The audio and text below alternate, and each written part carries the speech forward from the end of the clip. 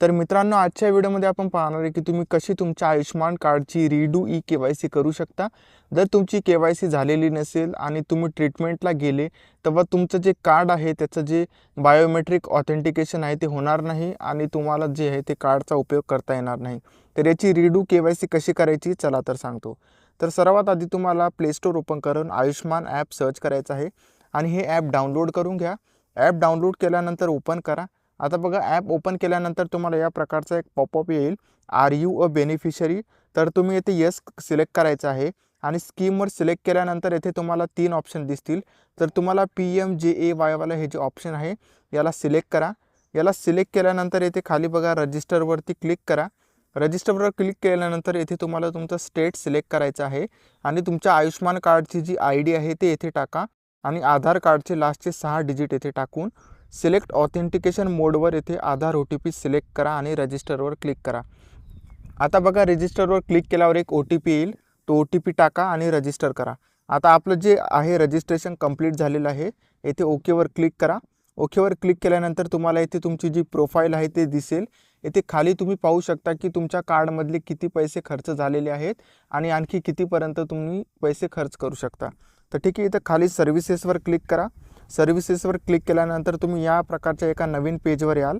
येथे खाली लॉग इनचं ऑप्शन दिसेल, लॉग इनवरती क्लिक करा। आता इथे लॉग इन ॲज अ बेनिफिशरीवरती क्लिक करा। तुमचा मोबाईल नंबर टाका आणि कॅप्चर टाकून व्हेरीफाय करा। आता व्हेरीफाय केल्यानंतर तुम्हाला पुन्हा आधारवर एक OTP येईल, तो OTP टाकून तुम्ही इथे लॉग इन करून घ्या। आता लॉग इन केल्यानंतर हे तुम्हाला काही परमिशन्स मागेल, तर याला इथे तुम्ही अलाव करा। नंतर तुम्हाला या प्रकारचा एक नवीन पॉपअप शो होईल। येथे आयुष्मान भारत हे वाला जो वरचा ऑप्शन आहे याला सिलेक्ट करा। आता सिलेक्ट केल्यानंतर तुम्हाला पुन्हा सर्च फॉर बेनिफिशरीचा एक नवीन ऑप्शन येईल। येथे तुमचं स्टेट सिलेक्ट करा। येथे सर्च बाय आधार नंबर करा, तुमचा आधार नंबर टाका आणि कॅप्चर फिल करून येथे सर्च करा। आता बघा, सर्च केल्यावर तुम्ही जेव्हा खाली स्क्रॉल करसाल तेव्हा इथे तुमच्या फॅमिलीची जे पूर्ण डिटेल्स आहे ते इथे येऊन जाईल। तर तुम्हाला आता इथे ज्यांची सुद्धा रिडू ई-के-वाय-सी करायची असेल त्यासाठी इथे बघा डाउनलोड कार्डचा ऑप्शन आहे, याच्यावरती क्लिक करा। आता डाउनलोड कार्डवर क्लिक केल्यानंतर ऑथेंटिकेशनचं एक नवीन ऑप्शन येईल।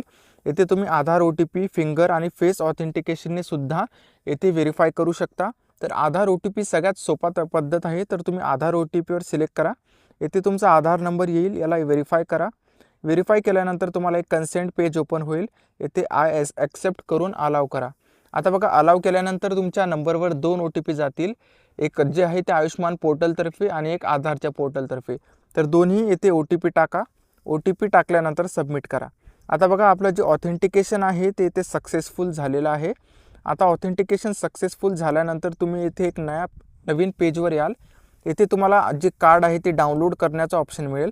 तर आपल्याला बघा आता रिडू ई-के-वाय-सी करायचं आहे, तर त्याच्याच बाजूला रिडू ई-के-वाय-सीचं एक ऑप्शन आहे, याला क्लिक करा। क्लिक केल्यानंतर येथे तुमची संपूर्ण डिटेल्स येऊन जाईल। येथे खाली रिडू ई-के-वाय-सीवर येथे पुन्हा आधार OTP सिलेक्ट करा।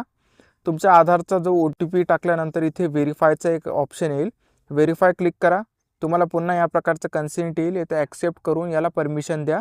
आता बघा, तुम्हाला पुन्हा 2 OTP येतील, ते दोन्ही OTP येथे टाका आणि सबमिट करा। आता बघा, सबमिट केल्यानंतर तुमच्यासमोर एक नवीन पेज येईल।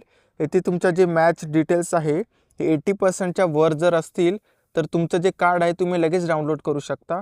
पण जर 80%च्या खाली असेल तुमचा स्कोर तर तुमचं कार्ड डाउनलोड होईल, पण थोडा टाईम लागेल। तर इथं बघा, तुमची ॲडिशनल इन्फॉर्मेशन इथं संपूर्ण भरून सबमिट करा। आता बघा, सबमिट केल्यावर आपले जे काम आहे ते झालेले आहे, आपली के-वाय-सी कंप्लीट झालेली आहे। तुम्ही पुन्हा इथे या पेजवर येऊन तुमचं जे आयुष्मान कार्ड आहे ते डाउनलोड करू शकता। मित्रांनो, हा व्हिडिओ जर आवडला तर एक लाईक नक्की करा आणि नवीन आयुष्मान कार्ड कसे बनवायचे याच्यावर सुद्धा मी एक व्हिडिओ बनवलेला आहे, तुम्ही तो व्हिडिओ सुद्धा पाहू शकता।